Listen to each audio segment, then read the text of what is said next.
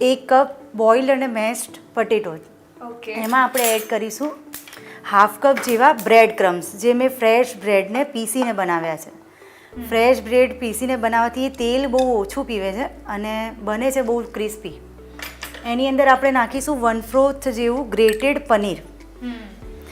Actually cheese બોલ નામ છે, બટ પનીરને પણ કોટેજ ચીઝ જ કહેવાય, એનું સાયન્ટિફિક નામ છે. એની અંદર આપણે એડ કરીશું સોલ્ટ, આપણું જે રેગ્યુલર મીઠું હોય એ,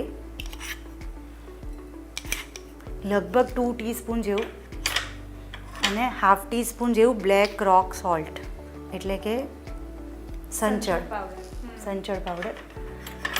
થોડુંક આપણે એડ કરીશું આમચૂર પાવડર, અને પિંચ, આ જે પટેટોની આઈટમ છે એટલે તમને ડાયજેસ્ટિવ ઇઝીલી થઈ જાય એટલે પિંચ એડ કરીશું આપણે વસંતની હિંગ. ઓકે.